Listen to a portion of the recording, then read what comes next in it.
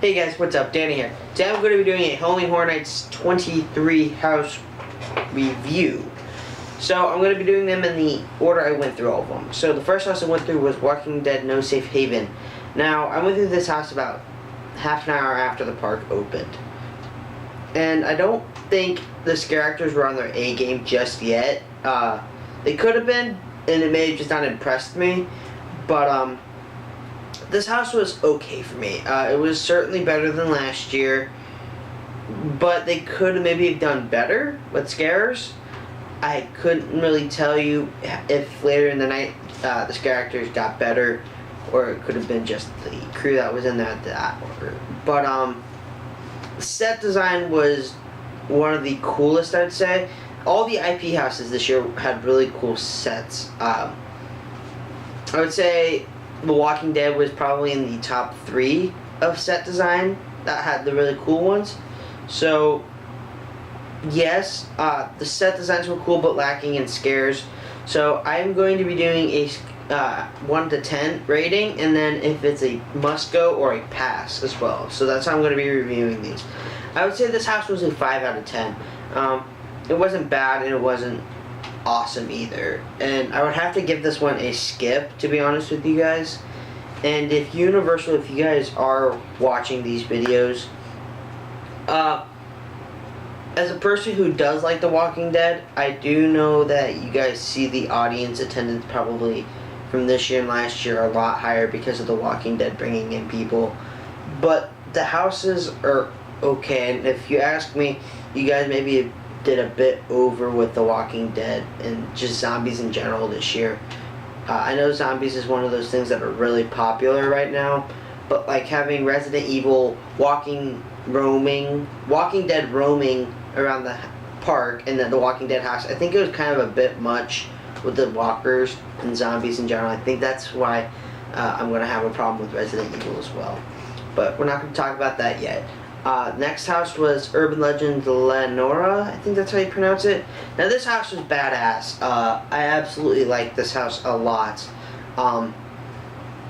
The set design was beautiful. You walk through the church for the first half of the house, and it's really freaking beautiful actually. Like the first room you walk in it is, you see the church, and you see the, I believe it's Lenore herself in the casket. But very beautiful house. And then just walking in, and then you go past over the bridge and you see her kids' bodies floating in the water, and then you go under the water. That's where the scares happened for me. The second half of the house got the more scares for me, and then all of them. A lot of effects that I noticed had a lot of effects, basically, like they make you look one way, and then that person would be at the other place, in another area. So it was kind of one of those things where they played mind games with you. So a really cool ass house. This is a must go for me. This is in my top 3 this year, I'd have to say. And must go. I give this house a 7.5 out of 10. So the next house is the 3D house Afterlife Death's Vengeance. Now, this house is a typical 3D house. It's not really scary. It messes with your eyes though a lot. That's one thing I noticed. There's a lot of things that kind of like made you go, like, it really disoriented you a lot, which I think that was maybe the purpose of doing it as well. But it was a good house. I would say Penn and Teller was still my favorite 3D house. This is a good house, but certainly not the best 3D house that they've made. I'm glad that they brought back the Vortex Tunnel this year. Last year it was in Dead End, I want to say, but the floor didn't move or nothing. So I'm glad that they brought that back this year. That's always fun to go through. So yeah, guys, I give this house a 6 out of 10, and I would say this has to be a pass as well. Now, the next house I'll have to say is Havoc Derailed.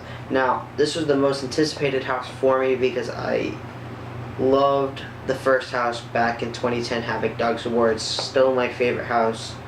And, well, this is not a letdown at all. This will have to be a tie between my second house. This house and another house will have to be the tie for my second favorite this year. Really, really, really intense. This house actually was a little bit more fun, I guess you can say, than normal, because I had two chicks behind me that basically did the conga line behind me, where they would hold on to my shoulders. I didn't even know who they were, and they would scream in my ears pretty much, and they actually scared me more than the scare actors. They made me jump. So, but the second half of this house is way more intense than the first half, and I do like the claustrophobic wall room part in the house, which was really freaking cool. And it does make you feel like you are on a train, which I'm glad that they did that. That seemed really badass. So yeah, guys, that was Havoc Derailed, and I will give this house an 8 out of 10, and this is a must go as well. So now, the fifth house we went through was Evil Dead. Now, Evil Dead, I saw the movie when I heard it was being announced, and this house was okay. Set design was spot on to the movie. I would say the scares weren't necessarily there. I think for the wait time for this house, I think they should have done better, because they know this was going to be a big time house. I think they lacked on scaring people. It could have been just a set or a casting change, and I've experienced that before where they've been swapping scare actors out for others and they just lacked in them. But from what it seemed like, they did not have a whole lot of them going on in there. Set design really badass. It felt like you walked right into the movie. But I give this house, I guess, a 5.5 out of 10. This is a pass for me. And then, yeah, so we're going on to the sixth house, and probably fan favorite house of the year, which was American Werewolf in London. Now, this house was freaking badass. The wolves were scary as fuck. I'm not gonna lie, I had a friend and he doesn't get scared very often. He said he even got scared from the werewolves. And I basically was the last person in our line before they cut off, so they gave space for everybody. And in the subway scene, because I wanted to see what the werewolf actually looked like, I actually let my friend go ahead of me so I could check out this werewolf for myself. And these things are massive. Like, they look huge. And they are huge. They are accurate to what a werewolf would be depicted as a lot bigger than an average human. Scary as hell too. Like, these things, even when they're not even active, like, you can see like their face kind of outlined, it looks even scary. And set design really badass. I have not seen the movie, but it makes me want to go see the movie so I can be like, oh, I remember that and that and that from the house. But I give this house a 8.5 out of 10, and this ties with Havoc Derailed as my favorite houses. This is my second favorite house of the night, and this is a must-go as well. Now, Resident Evil Escape from Raccoon City.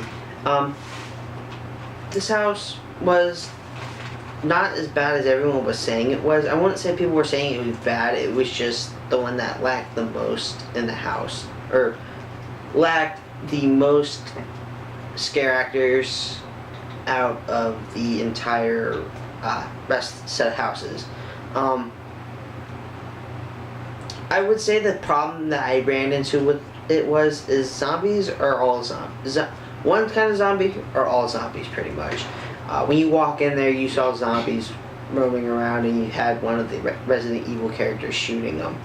I couldn't tell you who the Resident Evil character was, but like, when you look at him, you wouldn't really get fazed by him, because as you walk through the night, you kind of get used to seeing zombies everywhere, and I think that's where the problem ran into. If you ask me, they should maybe done Resident Evil like next year if they weren't going to do Walking Dead next year. I would say they should maybe replace Resident Evil with another house and kept Resident Evil for another year, because it would have probably been a cooler house at that point. But if you just ask me, set designs were really cool. I got scared twice. One was by one of the wolves. It popped out of nowhere. I didn't even see it coming, and it startled me. And then the chick in the Coke machine. That's all I'm gonna say, because then you guys would probably know. But she actually got me pretty well. But yeah, I give this house a 6 out of 10. It was okay for me. This is a pass on me as well. So now my favorite house of the night was Cabin in the Woods. Cabin in the Woods was really a cool freaking house. The scare actors were on their A game on this one. They seem to target me. I don't know why. Most of the time I'm not the one that they target, but they just went after me in this house. And boy did they get me. Set was, I think, the best out of all of them. This looked like you walked right into the movie. Everything from walking to being right outside the cabin to going into the elevator room. Elevator room, blood everywhere. And when you heard those elevator doors ding, you're like, uh-oh, prepare for shit to hit the fan. And boy did it do. When I walked in there, the elevator room opened up, and there you saw the killer clown come running out, the ballerina chick with the messed up teeth face come running out. That shit was cool as hell, and boy did that killer clown freak you out. If you guys aren't afraid of killer clowns, I don't know what's wrong with you, because they're always freaking scary, and I think that's why I like Jack the Clown so much, because he's scary as hell. Talking about him, he's actually kind of in the house. In the last part of the house, if you guys look up in the top left, in the final box, you actually see a mannequin of him. Not a real scare actor, but you actually get to see him standing in there. I had one of the dentist dudes with the drill come after me in the second to the last room, and that was pretty cool too. And then the last room, when you're walking past all the boxes, the glass boxes, and you see everybody, of course they're all coming out and waves at you, and you kind of just get overwhelmed, and it's intense. I give this house an 8.5 as well, and that is my favorite house of the night. So I hope you guys enjoy it, and that's also a must-see. So my must-see houses are Leonora, Havoc Derailed, American Werewolf from London, and Cabin in the Woods. If you guys don't have Express, I recommend those 4 houses. If you guys do have Express, see them all. They're all worth it. And yeah, tied for top 3 will have to be number 3, Leonora. A tie between American Werewolf from London and Havoc is number 2. And my favorite house this year was probably Cabin in the Woods. So yeah, guys, hope you guys enjoy, and I will have my vlog for Halloween Horror Nights up by Wednesday or Thursday, and I'll also show the stuff I've got as well. So comment, rate, subscribe, and I'll catch you guys later. Bye.